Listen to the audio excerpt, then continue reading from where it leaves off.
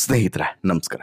ಈಗಾಗಲೇ big Boss ಮನೆಯಿಂದ ಶನಿವಾರದ ಸಂಚಿಕೆಯಲ್ಲಿ ಔಟ್ ಆಗಿರುವಂತಹ ಭವ್ಯ ಗೌಡ ಯಾಕೆ ಬಿಗ್ ಬಾಸ್ ಮನೆಯಿಂದ ಹೊರಗೆ ಹೋಗುವಂಥ ಪರಿಸ್ಥಿತಿ ನಿರ್ಮಾಣ ಆಯಿತು? ಮೋಕ್ಷತೆಗಿಂತನೂ ಕೂಡ ಕಡಿಮೆ ಓಟನ್ನು ಭವ್ಯ ಪಡ್ಕೊಂಡಿದ್ದು ಯಾಕೆ? ಜೊತೆಗೆ ಭವ್ಯ ಗೌಡ ಅನಿರೀಕ್ಷಿತವಾಗಿ ಬಿಗ್ ಬಾಸ್ ಮನೆಯನ್ನು ಬಂದಿದ್ದು, ಅನಿರೀಕ್ಷಿತವಾಗಿ ಬಿಗ್ ಬಾಸ್ ಮನೆಯಿಂದ ಹೋಗಿದ್ದು, ಇವೆಲ್ಲದೂ ಕೂಡ ಒಂದು ಕಾಕತಾಳೀಯ. ಈ ನಡುವೆ ಭವ್ಯ ಗೌಡಗೆ ಸಿಕ್ಕಂತಹ ಅಮೌಂಟ್ ಇದೆಯಲ್ಲ, ಅದು ಸಣ್ಣ ಮೊತ್ತದ ಅಮೌಂಟ್ ಅಲ್ಲ. ಇದರಿಂದ ಭವ್ಯ ಸಮಸ್ಯೆಗಳು ದೂರ ಆಗ್ತವ. ಭವ್ಯಗೆ ಇದ್ದಂಥ ಫೈನಾನ್ಷಿಯಲ್ ನೀಡ್ ಕ್ಲಿಯರ್ ಆಗುತ್ತಾ? ಎಲ್ಲವನ್ನು ಕೂಡ ನಿಮ್ಮ ಮುಂದೆ ಇಡ್ತಾ ಹೋಗ್ತೇನೆ. ಅದಕ್ಕಿಂತ ಮುಂಚೆ ನೀವಿನ್ನೂ ಕೂಡ ನಮ್ಮ ಚಾನಲನ್ನು ಸಬ್ಸ್ಕ್ರೈಬ್ ಮಾಡಿಲ್ಲ ಅಂದರೆ ದಯವಿಟ್ಟು ಕೂಡಲೇ ಸಬ್ಸ್ಕ್ರೈಬ್ ಮಾಡಿ ಸ್ನೇಹಿತರೆ. ಭವ್ಯ ಎಲಿಮಿನೇಟ್ ಆಗಿದ್ದಾರೆ ಅನ್ನುವಂಥ ಸುದ್ದಿಯನ್ನು ಡಿ ಕೆ ಹ್ಯಾಂಡ್ಸ್ ಚಾನಲ್ ಮಧ್ಯಾಹ್ನನೇ ಕೊಟ್ಟಿತ್ತು. ಮೊದಲ ಬಾರಿಗೆ ಅಂದರೆ ಫೈನಲಲ್ಲಿ ಮೊದಲ ವಿಕೆಟೇ ಹೋಗೋದು ಭವ್ಯದು ಅನ್ನೋದು ಕ್ಲಿಯರ್ ಆಗಿತ್ತು. So that Bhavya Bigg Boss ಮನೆಯಿಂದ ಹೊರಗಡೆ ನಡೆದಿದ್ದಾರೆ ಅನ್ನುವಂತಹ ಮಾಹಿತಿ ಸ್ಪಷ್ಟವಾಗಿತ್ತು. ಅಲ್ಲಿಗೆ ಒಂದಂತೂ ಕ್ಲಿಯರ್ ಆಯಿತು, ಬಿಗ್ ಬಾಸ್ ಮನೆಯಿಂದ ಭವ್ಯ ಗೌಡ ಹೊರಗಡೆ ಹೋಗಿದ್ದಾರೆ ಅಂತೇಳಿ. ಭವ್ಯ ಗೌಡ ಹೊರಗಡೆ ಹೋಗೋದಕ್ಕೆ ನಾನಾ ಕಾರಣಗಳಿದ್ದಾವೆ.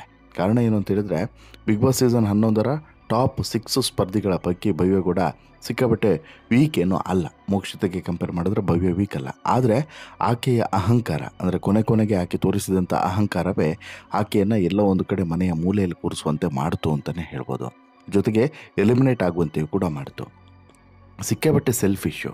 ಆಕೆ ತ್ರಿವಿಕ್ರಮನ್ನು ತನ್ನ ಏಳಿಗೆಗಾಗಿ ಬಳಸಿಕೊಂಡ್ಳು. ನಂತರ ಅದೇ ತ್ರಿವಿಕ್ರಮ್ ವಿರುದ್ಧ ಒಂದು ರೀತಿಯಲ್ಲಿ ಕತ್ತಿ ಮಸೆಯುವಂಥ ಕೆಲಸವನ್ನು ಮಾಡಿದ್ಲು ಅನ್ನೋದನ್ನು ಬಾಯ್ಬಿಟ್ಟು ಹೇಳಬೇಕಾಗಿಲ್ಲ.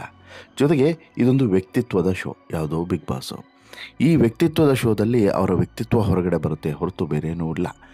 ಹಾಗಿರುವಾಗ ತುಂಬ ಎಚ್ಚರಿಕೆಯಿಂದ ಆಡಬೇಕಾಗಿದ್ದಂಥ ಭವ್ಯ ಯಾಮಾರಿದಂಥ ಪರಿಣಾಮ ಬಿಗ್ ಬಾಸ್ ಮನೆಯಿಂದ ಹೊರಗಡೆ ಹೋಗುವಂಥ ಪರಿಸ್ಥಿತಿ ನಿರ್ಮಾಣ ಆಯಿತು. ಸೊ ದಟ್ ಕೊನೆಗೆ ಭವ್ಯ ಏನೂ ಮಾಡೋಕ್ಕಾಗದೆ ಕಡಿಮೆ ಓಟನ್ನು, ಅಷ್ಟೂ ಜನರಿಗಿಂತನೂ ಕೂಡ ಕಡಿಮೆ ಓಟನ್ನು ಪಡೆದು ದೊಡ್ಡ ಮನೆಯಿಂದ ಔಟ್ ಆಗಿದ್ದಾರೆ. ಇದು ಸಹಜವಾಗಿ ಅವರಿಗೆ, ಅವರ ಮನೆಯವರಿಗೆ ಮತ್ತು ಅವರ ಅಭಿಮಾನಿಗಳಿಗೆ ಬೇಸರವೇ ಸರಿ. ಹಾಗಾದರೆ ಭವ್ಯಗೆ ತುಂಬ ನೀಡಿದ್ದೇನೋ, ಟ್ರೋಫಿಗಿಂತನೂ ನೀಡಿದ್ದು ಫೈನಾನ್ಷಿಯಲ್ ಸಪೋರ್ಟು, ಒಂದು ಹಣದ ಅವಶ್ಯಕತೆ ಇತ್ತು. ಹಾಗಾದರೆ ಇಲ್ಲಿ ಭವ್ಯ ಫೈನಾನ್ಷಿಯಲ್ ನೀಡು ಈಡೇರಿಕೆ ಆಯಿತಾ, ಕ್ಲಿಯರ್ ಆಯಿತಾ? ಹೇಳ್ತಾ ಹೋಗ್ತೀನಿ ನೋಡಿ. ಭವ್ಯ ಗೌಡ ಕಲರ್ಸ್ ಕನ್ನಡದ ಗೀತಾ ಧಾರಾವಾಹಿಯ ಮೂಲಕ ಈ ಧಾರಾವಾಹಿ ಲೋಕಕ್ಕೆ, ಬಣ್ಣದ ಲೋಕಕ್ಕೆ ಪರಿಚಯವಾದಂತಹ ನಟಿ. ಈ ಧಾರಾವಾಹಿಯಲ್ಲಿ ನಟಿಸಿ ಸಾಕಷ್ಟು ಟ್ರೋಲ್ ಕೂಡ ಆದವಳು ಈಕೆ. ಆದರೆ ಇದಕ್ಕೆ ಹೆಚ್ಚು ತಲೆ ಕೆಡಿಸ್ಕೊಳ್ಳದಂತಹ ಭವ್ಯ ಇದಾದ ಬಳಿಕ ಬಿಗ್ ಬಾಸ್ ರಿಯಾಲಿಟಿ ಶೋಗೆ ಎಂಟ್ರಿಯನ್ನು ಕೊಡ್ತಾಳೆ. ಆರಂಭದಲ್ಲಿ ತ್ರಿವಿಕ್ರಮ್ ಅವರ ನೆರಳಾಗಿದ್ದಂಥ ಭವ್ಯ ಗೌಡ ನಂತರ ತಮ್ಮ ವೈಯಕ್ತಿಕ ಆಟವನ್ನು ತೋರಿಸುವಂಥ ಯತ್ನವನ್ನು ಮಾಡ್ತಾಳೆ. ಟಾಪ್ 6ರಲ್ಲಿ ಸ್ಥಾನವನ್ನು ಕೂಡ ಪಡ್ಕೊಳ್ತಾಳೆ. ಮಹಿಳಾ ಸ್ಪರ್ಧಿಗಳ ಪೈಕಿ ಟಾಪ್ 6ರಲ್ಲಿ ಇದ್ದಂತಹ ಇಬ್ಬರಲ್ಲಿ ಭವ್ಯ ಕೂಡ ಒಬ್ಬರು. ಬಟ್ ಮೋಕ್ಷತೆಗೆ ಕಂಪೇರ್ ಮಾಡಿದ್ರೆ ಭವ್ಯ ಸ್ಟ್ರಾಂಗ್ ಅನ್ನೋ ರೀತಿಯಲ್ಲಿ ಇಮ್ಯಾಜಿನೇಷನ್ ಇತ್ತು ಎಲ್ಲರಲ್ಲೂ. ಈಗ ಭವ್ಯ ಎಲಿಮಿನೇಟ್ ಆಗಿದ್ದಾರೆ. ಭವ್ಯ ಎಲಿಮಿನೇಟ್ ಆಗೋದಕ್ಕೆ ಒಂದೆರಡು ಕಾರಣಗಳಲ್ಲ, ಸಾಕಷ್ಟು ಕಾರಣಗಳು ಸಿಗ್ತವೆ. ಕೇವಲ 64,48,853 ಮತಗಳನ್ನು ಪಡೆದು, ಅಂದರೆ ಲೀಸ್ಟ್ ಮತ, ಅತ್ಯಂತ ಕಡಿಮೆ ಮತಗಳನ್ನು ಪಡೆದು ಭವ್ಯ ಬಿಗ್ ಬಾಸ್ ಮನೆಯಿಂದ ಹೊರಗಡೆ ಹೋಗಿದ್ದಾರೆ. 64 ಲಕ್ಷ ಕೇವಲನ ಅಂತೇಳಿ ಕೇಳಿದ್ರೆ ಹೌದು, 5 ಕೋಟಿಯ ಮುಂದೆ 64 ಲಕ್ಷ ಕೇವಲ ಆಗಿರುತ್ತೆ. ಈ ಸೀಸನ್ನಲ್ಲಿ ಟಾಪ್ 6ರಲ್ಲಿ ಇರುವಂತಹ ವ್ಯಕ್ತಿಗಳಿಗೆ ಬಿದ್ದಂತಹ ಅತಿ ಕಡಿಮೆ ಮತ ಇದು. ಹೀಗಾಗಿ ಇದು ಕೇವಲ ಅಂತೇಳಿ ಹೇಳ್ತೇವೆ. ಗೆದ್ದ ಸ್ಪರ್ಧಿಗೆ 5 ಕೋಟಿ ವೋಟ್ ಬಿದ್ದಿದೆ. ಈಗಿರುವಂಥ ಪ್ರಶ್ನೆ ಏನು ಅಂತೇಳಿ ಕೇಳಿದ್ರೆ, ಭವ್ಯಗೆ ಸಿಕ್ಕಂತಹ ಹಣ ಎಷ್ಟು, ಬಹುಮಾನದ ಹಣ ಎಷ್ಟು ಅಂತೇಳಿ. ಭವ್ಯಗೆ ಸಾಕಷ್ಟು ದೊಡ್ಡ ಮೊತ್ತದ ಹಣವೇ ಸಿಕ್ಕಿದೆ, ದೊಡ್ಡ ಮಟ್ಟದಲ್ಲಿ ದೊಡ್ಡ ಮೊತ್ತದ ಹಣವೇ ಸಿಕ್ಕಿದೆ. ಏನು ಅಂತ ಹೇಳಿದ್ರೆ, ಒಂದು ಶ್ರೀಕೃಷ್ಣ ಹಳ್ಳಿ ತುಪ್ಪದ ಕಡೆಯಿಂದ 2 ಲಕ್ಷ ರೂಪಾಯಿ ಸಿಕ್ಕಿದ್ರೆ, ಸುದರ್ಶನ್ ಸಿಲ್ಕ್ಸ್ ಕಡೆಯಿಂದ 1 ಲಕ್ಷ ರೂಪಾಯಿ, ಇಕೋ ಪ್ಲಾನೆಟ್ ಎಲಿವೇಟರ್ ಕಡೆಯಿಂದ 50,000 ರೂಪಾಯಿ ಬಹುಮಾನದ ರೂಪದಲ್ಲಿ ಸಿಕ್ಕಿದೆ. ಈ ಹಣದ ಜೊತೆಗೆ 117 ದಿನಗಳ ಕಾಲ ದೊಡ್ಡ ಮನೆಯಲ್ಲಿ ಕಳೆದಿರುವಂತಹ ಪ್ರತ್ಯೇಕ ಸಂಭಾವನೆ, ಅಂದರೆ ಈಕೆಗೆ ಒಂದು ರೆಮ್ಯುನರೇಷನನ್ನು ಫಿಕ್ಸ್ ಮಾಡಿದ್ರಲ್ವ, ಆ ರೆಮ್ಯುನರೇಷನ್ನ ಪ್ರಕಾರ ಒಂದಷ್ಟು ಪೇಮೆಂಟ್ ಕೂಡ ಬಂದಿದೆ. ಹಾಗಾದರೆ ಈಕೆಗೆ ಎಷ್ಟು ಪೇಮೆಂಟನ್ನು ಫಿಕ್ಸ್ ಮಾಡಿದರು ಅಂತ ಹೇಳಿ ಕೇಳಿದ್ರೆ, ಒಂದು ವಾರಕ್ಕೆ 50,000 ರೂಪಾಯಿ. ಒಂದು ವಾರಕ್ಕೆ 50,000 ರೂಪಾಯಿ ಅಂತ ಹೇಳಿದ್ರೆ ಒಂದು ದಿನಕ್ಕೆ 7,142 ರೂಪಾಯಿ, ಅಂದರೆ 7,150 ಅಂತಲೇ ಹಿಡಿಯೋಣ. ಒಂದು ದಿನಕ್ಕೆ 7,150 ಇಂಟು 112 ದಿನಗಳು. ಅಲ್ಲಿಗೆ ಆಕೆ ಪಡೆದಂತಹ ಟೋಟಲ್ ಅಮೌಂಟ್ ಎಷ್ಟು? 8,800,000 ರೂಪಾಯಿ. 8 ಲಕ್ಷ ಆವ್ರೇಜ್ ಇಟ್ಕೊಂಡ್ರೂ ಕೂಡ ಇದರಲ್ಲಿ 8 ಲಕ್ಷದಲ್ಲಿ ಆಕೆಗೆ ಎಂಟರ್ಟೈನ್ಮೆಂಟ್ ಟ್ಯಾಕ್ಸ್ ಕಟ್ಟಾಗುತ್ತೆ. ಎಂಟರ್ಟೈನ್ಮೆಂಟ್ ಟ್ಯಾಕ್ಸ್ ಕಟ್ಟಾಗಿ ಉಳಿದ ಹಣ ಕಂಪ್ಲೀಟಾಗಿ ಸಿಗುತ್ತೆ.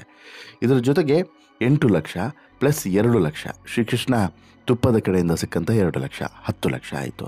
ಸುದರ್ಶನ್ ಸಿಲ್ಕ್ಸಿಂದ ಸಿಕ್ಕಂತಹ 1 ಲಕ್ಷ, 11 ಲಕ್ಷ ಆಯಿತು. ಇದಾದ ನಂತರ ಇಕೋ ಪ್ಲಾನೆಟ್ ಎಲಿವೇಟರ್ ಕಡೆಯಿಂದ ಸಿಕ್ಕಂಥ 50,000. ಅಲ್ಲಿಗೆ 11.5 ಲಕ್ಷ ರೂಪಾಯಿ 11.5 ಲಕ್ಷ ರೂಪಾಯಿ ಈಕೆ ಓವರಲ್ ಆಗಿ ಪಡೆದಂಥ ಸಂಭಾವನೆ ಅಥವಾ ಬಹುಮಾನದ ಮೊತ್ತ.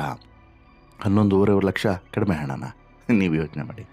ಈ 11.5 ಲಕ್ಷದಲ್ಲಿ ಇನ್ನೂ ವಿಶೇಷ ಏನು ಅಂತ ಹೇಳಿದ್ರೆ ಟ್ಯಾಕ್ಸ್ ಅಮೌಂಟ್ ಕೂಡ ಕಟ್ಟಾಗುತ್ತೆ. ಅಷ್ಟೂ ಮೊತ್ತದಲ್ಲೂ ಕೂಡ ಟ್ಯಾಕ್ಸ್ ಅಮೌಂಟ್ ಕಟ್ಟಾಗುತ್ತೆ.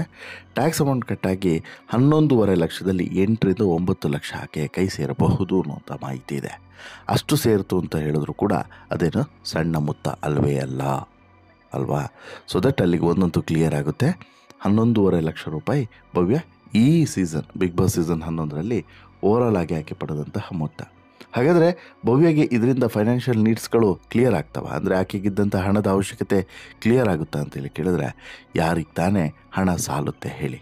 ಇಲ್ಲಿ ಭವ್ಯಗೂ ಕೂಡ ಇದರಿಂದ ಎಲ್ಲದೂ ಕೂಡ ಕ್ಲಿಯರ್ ಆಗುತ್ತೆ ಅಂತಲ್ಲ, ಬಟ್ ಏನೋ ಒಂದಷ್ಟು ಸಮಸ್ಯೆಗಳಿಂದ ಪರಿಹಾರ ಪಡ್ಕೊಳ್ಳೋದಕ್ಕೆ ಸಹಾಯ ಆಗುತ್ತೆ ಅನ್ನೋದರಲ್ಲಿ ಡೌಟ್ ಇಲ್ಲ. ಆಮೇಲೆ ಇದು ಸಣ್ಣ ಮೊತ್ತದ ಅಮೌಂಟ್ ಕೂಡ ಅಲ್ಲ ಅನ್ನೋದು ಕೂಡ ಸತ್ಯ. ಏನೇ ಇದ್ರೂ ಕೂಡ ಭವ್ಯ ತಾನು ಮಾಡಿಕೊಂಡಂತಹ ತಪ್ಪಿನಿಂದ ಮೋಕ್ಷಿತಗಿಂತಲೂ ಕೂಡ ಬೇಗ ಬಿಗ್ ಬಾಸ್ ಮನೆಯನ್ನು ಬಿಡುವಂಥ ಪರಿಸ್ಥಿತಿ ಬಂತು ಹೇಳಿದ್ರೆ ಸುಳ್ಳಾಗಲ್ಲ. ಅದಕ್ಕಿಂತ ಮುಂಚೆ ನೀವಿನ್ನೂ ಕೂಡ ನಮ್ಮ ಚಾನಲನ್ನು ಸಬ್ಸ್ಕ್ರೈಬ್ ಮಾಡಿಲ್ಲ ಅಂದರೆ ದಯವಿಟ್ಟು ಕೂಡಲೇ ಸಬ್ಸ್ಕ್ರೈಬ್ ಮಾಡಿ ಸ್ನೇಹಿತರೆ. ಧನ್ಯವಾದ.